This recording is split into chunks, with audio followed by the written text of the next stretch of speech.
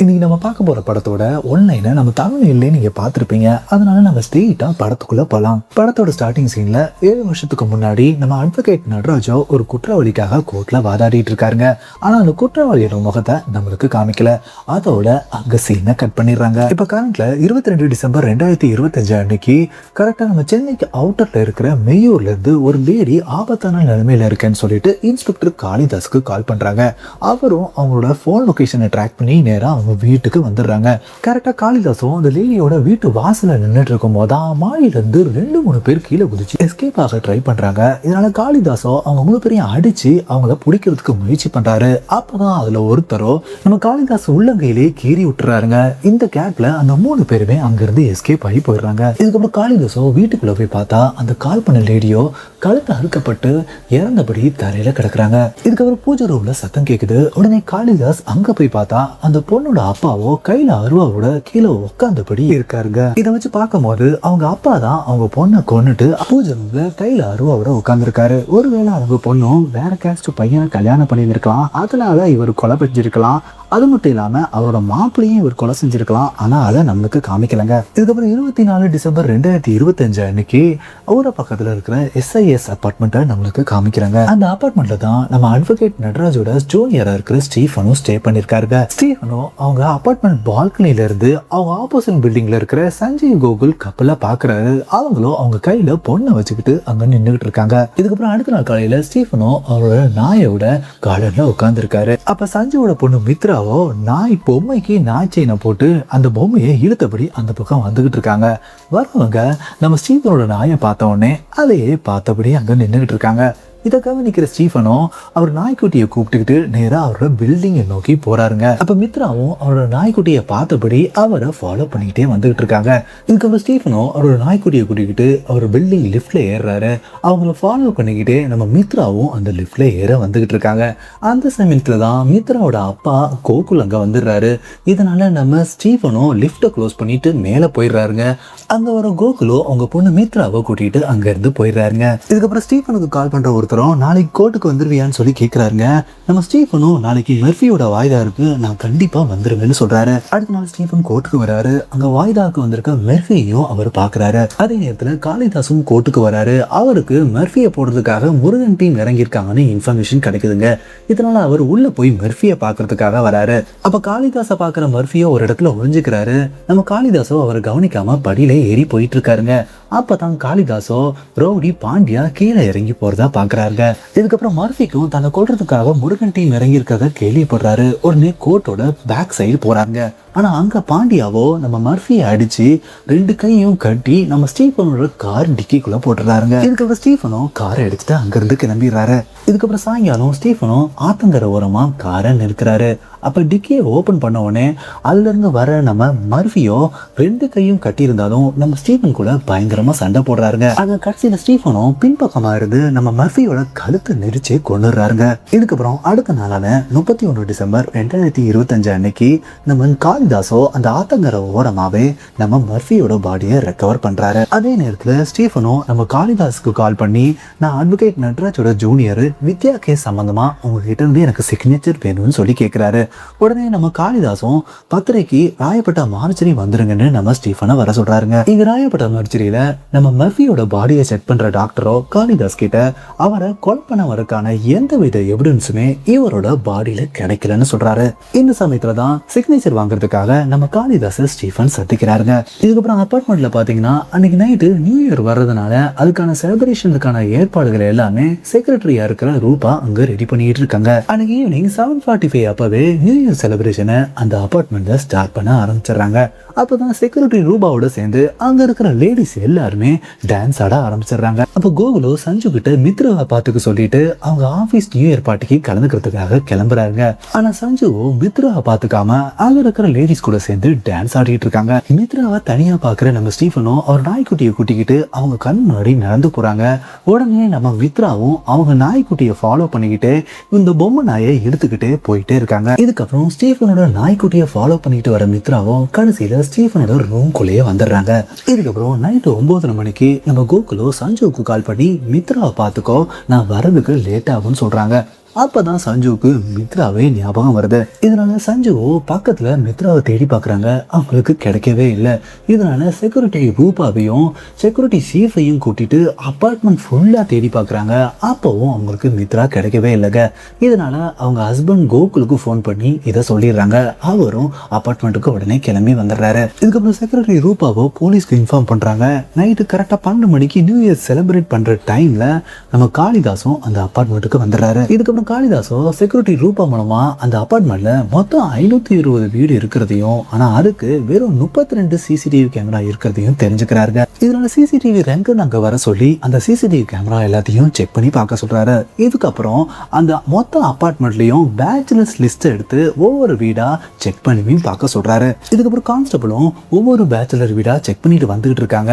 அப்பதான் ஒரு வீடு பூட்டி இருக்கிறத அவங்க கவனிக்கிறாங்க. இதுக்கப்புறம் கான்ஸ்டபிளும் ஸ்டீஃபனோட வீட்டுக்கும் வராருங்க. ஆனா ஸ்டீஃபனும் நட்ராஜோட ஜூனியர்னு அவருக்கு ஏற்கனவே தெரியும்ன்றதுனால அவர் வீட்டுக்குள்ள போய் செக் பண்ணாமலே அங்கிருந்து கிளம்பி போயிடுறாங்க. இதுக்கப்புறம் காளிதாசோ அது ஒரு பெரிய அபார்ட்மெண்டா இருக்கிறதுனால இன்னொரு டீமை ஹெல்ப் பண்றதுக்காக கேட்டிருக்காங்க. ஆனா எந்த வித டீமையும் அவங்க அனுப்பி வைக்கல. அதே அபார்ட்மெண்ட்ல இருக்கிற கோகுலோட ஃப்ரெண்டான டாக்டர் பெசானாவோ வெறும் 4 போலீஸ் மட்டும் தான் மித்ராவோட கேஸை விசாரிச்சுக்கிட்டு இருக்கிறத அவர் பாக்குறாங்க.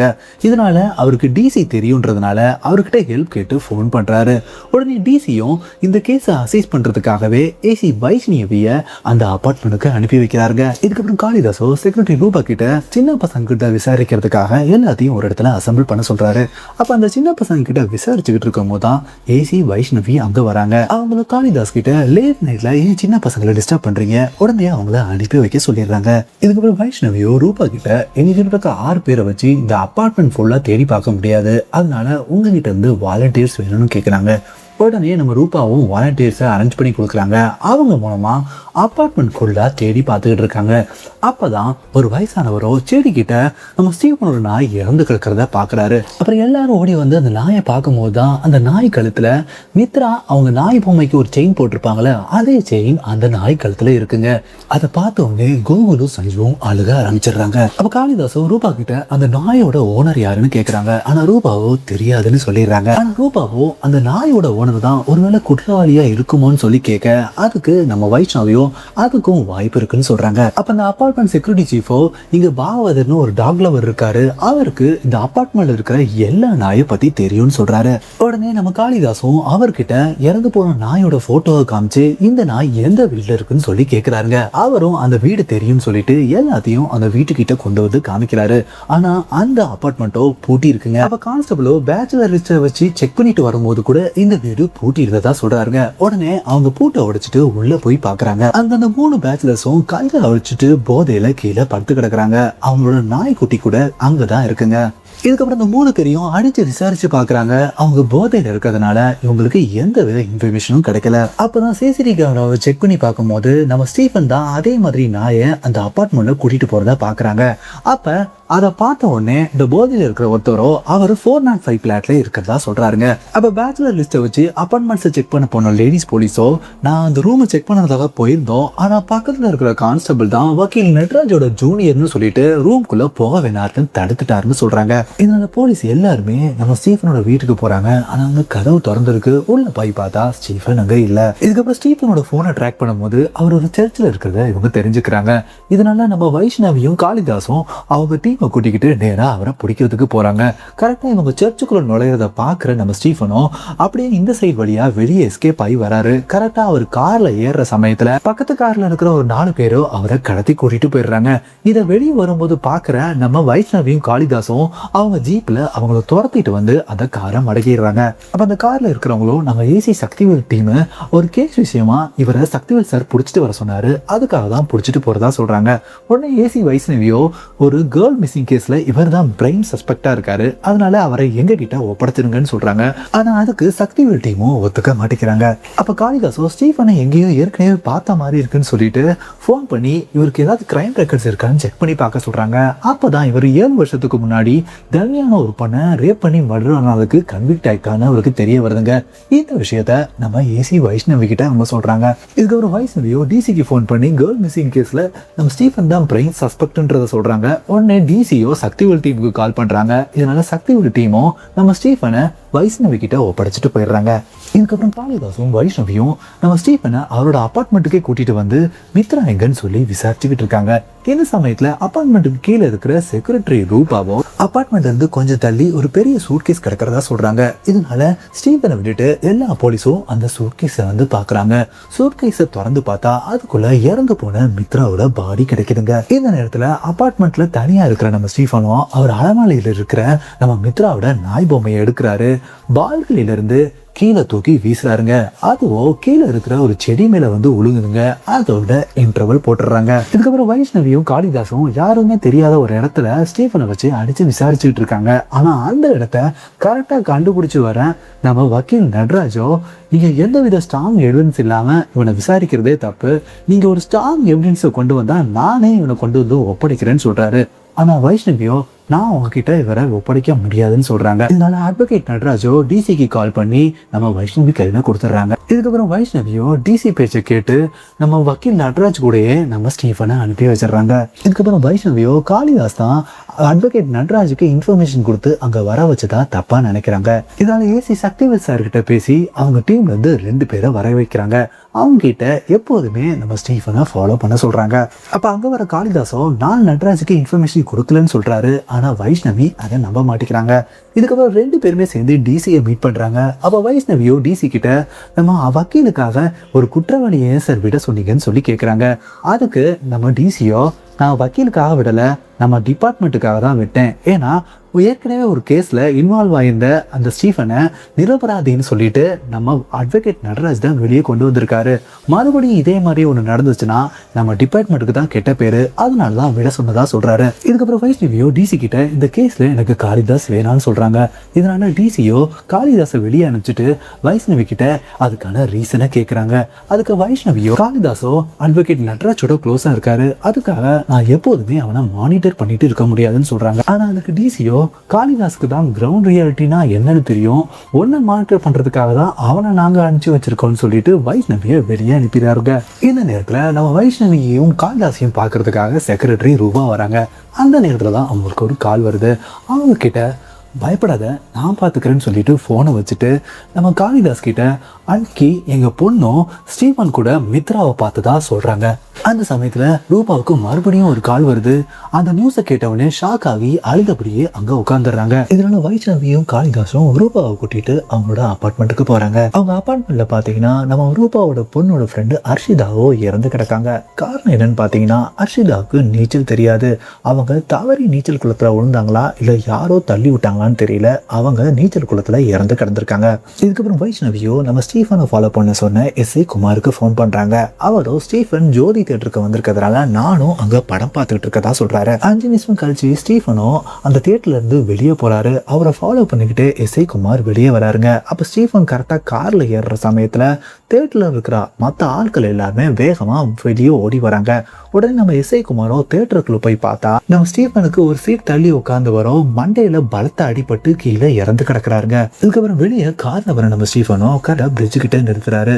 அவருக்கு பக்கத்துல உட்காந்துருந்த ஆளை கொலை பண்றதுக்கு அவர் சுத்தியில யூஸ் பண்ணியிருக்காரு. அந்த சுத்தியில அந்த ஆத்துக்குள்ள தூக்கி போட்டுறாருங்க. இதுக்கப்புறம் அந்த தியேட்டர்ல இன்வெஸ்டிகேஷன் பண்றதுக்காக நம்ம காளிதாசும் வராரு. தியேட்டரை சுத்தி பார்த்துட்டு நம்ம வைஷ்ணவிக்கு கால் பண்ற காளிதாசோ இந்த தியேட்டர்ல நம்ம ஸ்டீஃபனுக்கு பக்கத்துல அவர் உட்கார்ந்ததுக்கு சாட்சி நம்ம எஸ்ஐ குமார் தான், அதை நம்ம சாட்சியா சொல்ல முடியாது. இந்த தியேட்டருக்குள்ள சிசிடிவி கேமராவும் இல்லை, அதனால அவர் என்ன செஞ்சதுக்கான ப்ரூஃபும் கிடையாது. அது மட்டும் இல்லாம மர்டருக்கான வெப்பனும் நம்மளுக்கு கிடைக்கல. இதுக்கப்புறம் வீட்டுக்கு வர நம்ம ஸ்டீஃபனோ ஏற்கனவே அவர் வெளியே தூக்கி போட்ட மித்ராவோட நாய் மம்பையும் மறுபடியும் அவர் வீட்டுக்குள்ள கிடக்குதுங்க.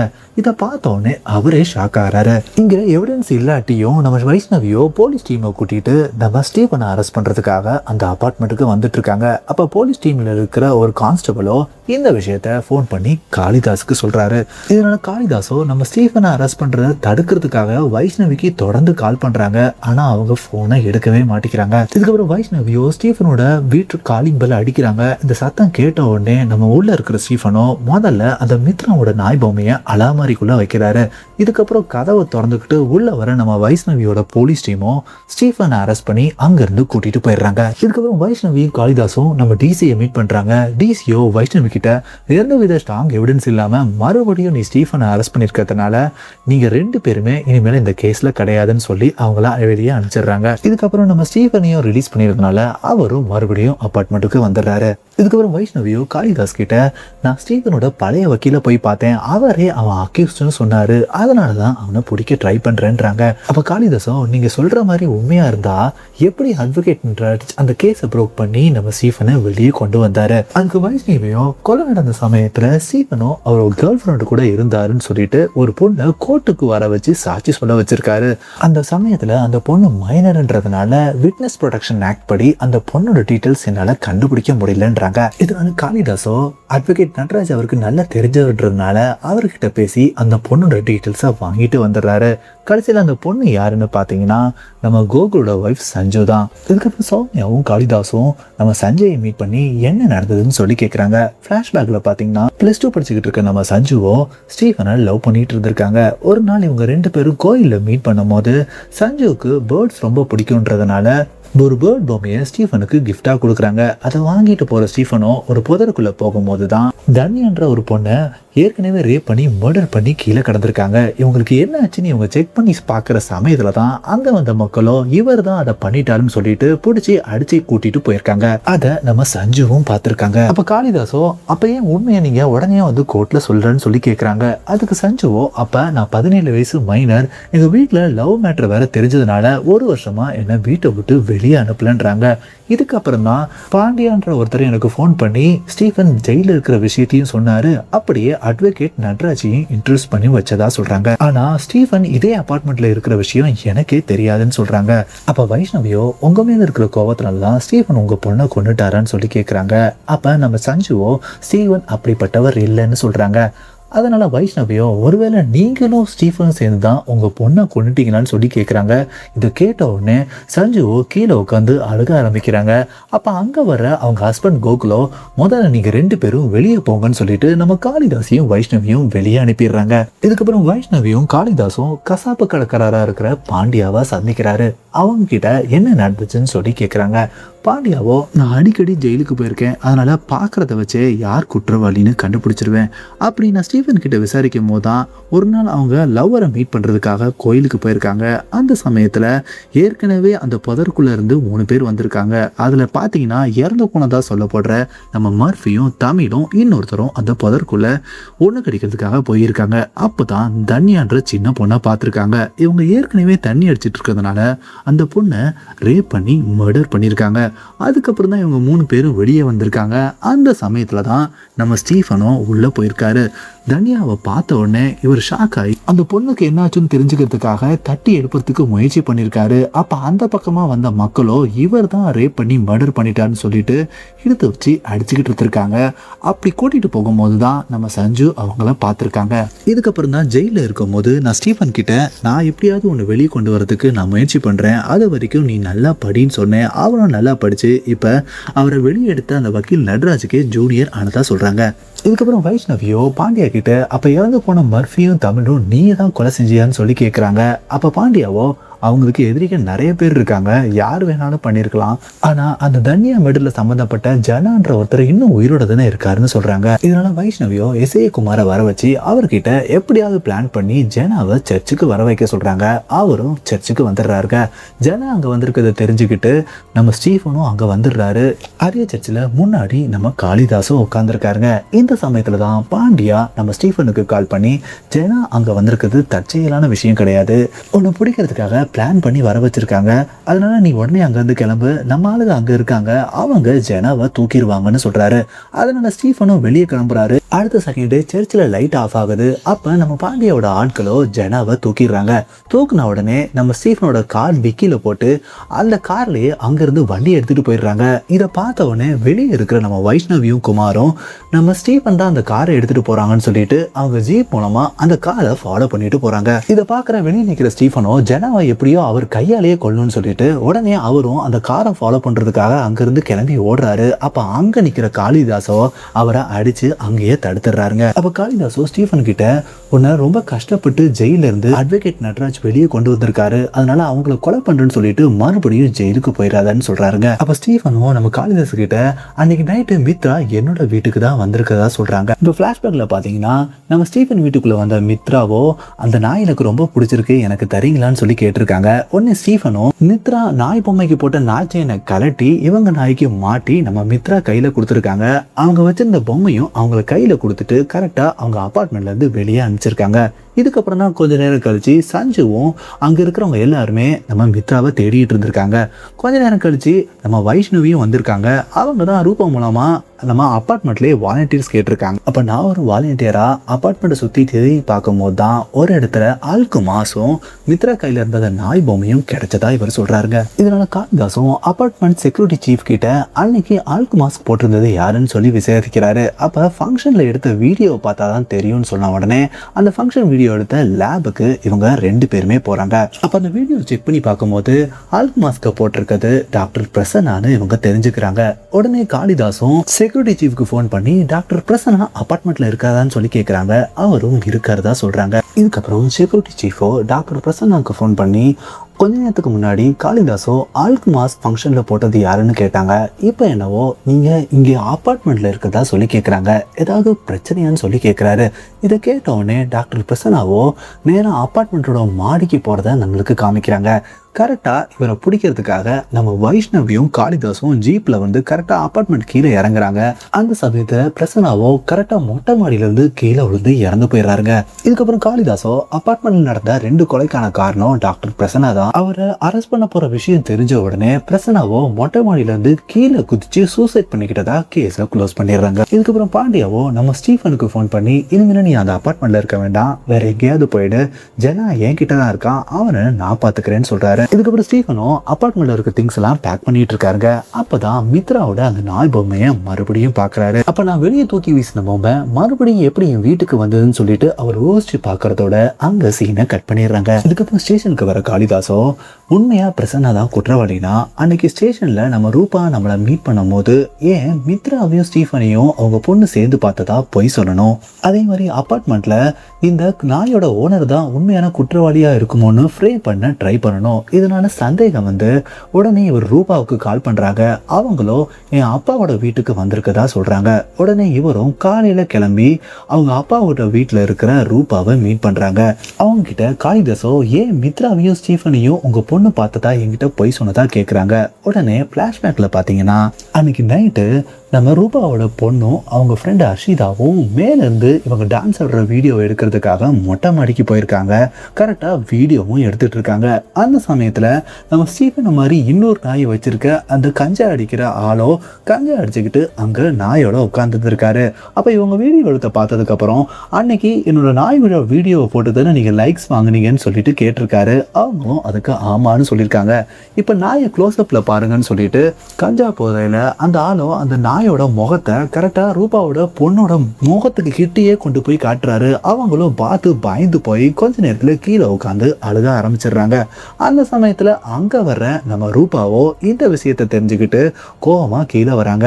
அந்த சமயத்தில் தான் நம்ம மித்ராவும் ஸ்டீஃபன் கொடுத்த நாயை வாங்கிட்டு வாக்கிங் வந்துட்டு இருக்காங்க. இந்த நாயும் கரெக்டாக நம்ம அந்த கஞ்சா அடிக்கிறோட நாயும் ஒரே மாதிரி இருக்கிறதுனால ரூபாவோ அந்த நாய் தான் இந்த நாயின்னு சொல்லிட்டு அந்த நாயையும் நம்ம மித்ராவையும் தூக்கிட்டு மறுபடியும் மாடிக்கு வராங்க. அப்போ மொட்டை மாடியில் ரூபாவுக்கு பக்கத்தில் ரூபா பொண்ணோட ஃப்ரெண்டும் நிற்கிறாங்க. அப்போ ரூபாவோ அந்த கஞ்சா அடிக்கிற மேலே கோபத்தினால அவன் நாயின்னு நினச்சிட்டு இந்த நாயை மொட்டை மாடியிலேருந்து தூக்கி வீசுறாங்க. அந்த சமயத்தில் அந்த நாயோட செயினை பிடிச்சிக்கிட்டு மித்ராவும் நாயோட மாடியில இருந்து கீழே விழுந்து இறந்து போயிடுறாங்க. மாடியில இருந்து கீழே நடந்து வரும்போதுதான் அந்த பக்கமா வர நம்ம பிரசன்னாவோ அவர் போட்டிருந்த ஆல்கு மாஸ்கை நம்ம ரூபா கிட்ட கொடுக்குறாரு. இதுக்கப்புறம் தான் அந்த மாஸ்கையும் கீழே போட்டுட்டு அங்க இருந்து நம்ம மித்ராவோட பாடியை மட்டும் எடுத்துட்டு போயிட்டு ஆயிரக்கு நாள் காலையில கரெக்டா அந்த சூட்கேஸ்ல வச்சு வெளியே போட்டுடுறாங்க. இதுக்கப்புறம் ரூபாவே எதிர்த்து அந்த சூட்கேஸை பார்த்த மாதிரி எல்லாத்தையும் அங்க வர வச்சு கரெக்டாக அந்த பாடியை போலீஸை ரெக்கவர் பண்ணுற மாதிரி வச்சிடுறாங்க. இதுக்கப்புறம் ரூபாவோட பொண்ணு அனன்யாவோட ஃப்ரெண்டு ஹர்ஷிதாவோ போலீஸ் கிட்ட இந்த விஷயத்த சொல்லிடலான்னு சொல்லிட்டு என்கிட்ட சொன்னா உடனே அவளை நான் தான் ஸ்விம்மிங் பூலுக்குள்ள தள்ளி விட்டு மர்டர் பண்ணதாகவும் சொல்றாங்க.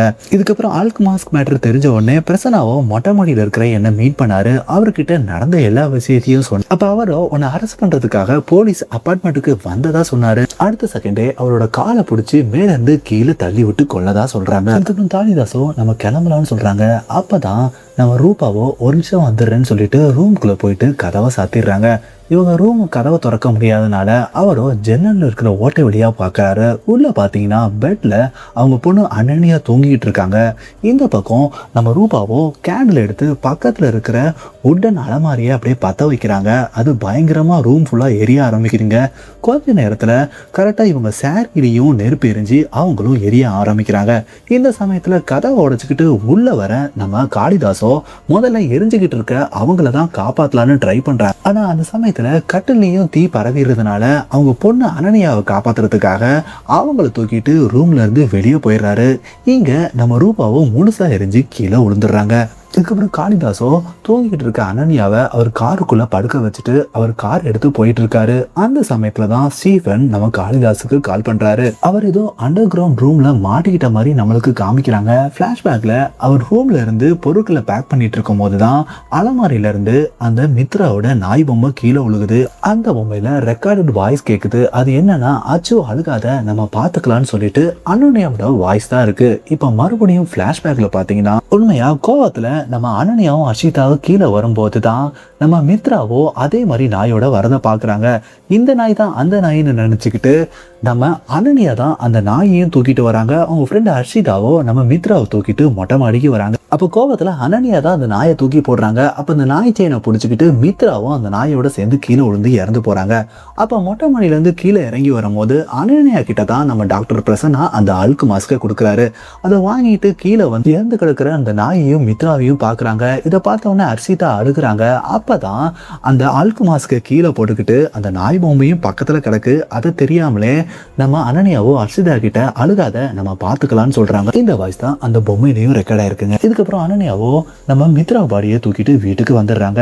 இந்த சமயத்துல தான் எல்லா சின்ன பசங்களையும் அசம்பிள் பண்றதை சொல்றதுக்காக அவங்க வீட்டுக்கு ரூபா வராங்க. அப்ப மித்ராவோட பாடியை அவங்க வீட்டுல பாக்குறாங்க.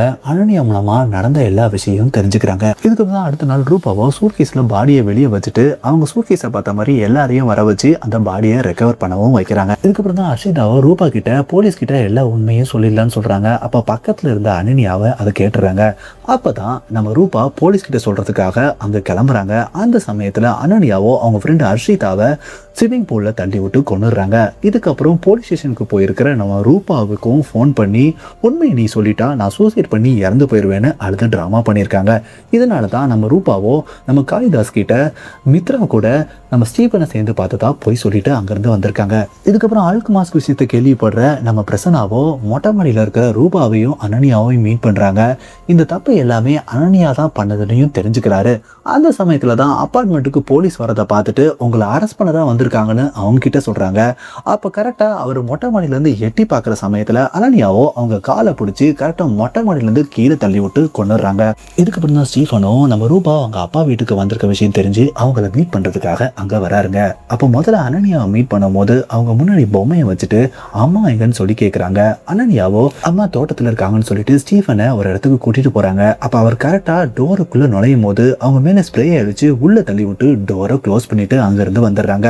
அங்க இருந்தா ஸ்டீஃபனோ நம்ம காளிதாஸ்க்கு இப்ப கால் பண்ணிருக்காருங்க. ஆக்சுவலி பிளாஷ்பேக்ல பாத்தீங்கன்னா ரூமுக்குள்ள போற நம்ம ரூபாவோ ஏற்கனவே அவங்க பொண்ணுக்கு மயக்க மாத்திரையை கலந்து கொடுத்து பெட்ல படுக்க வச்சிருக்காங்க.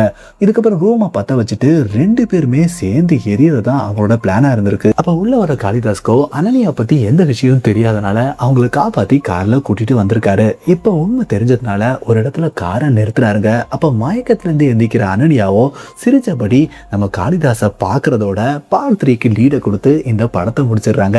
இதே மாதிரி வேற ஒரு படத்துல நெக்ஸ்ட் மீட் பண்றேன். நன்றி.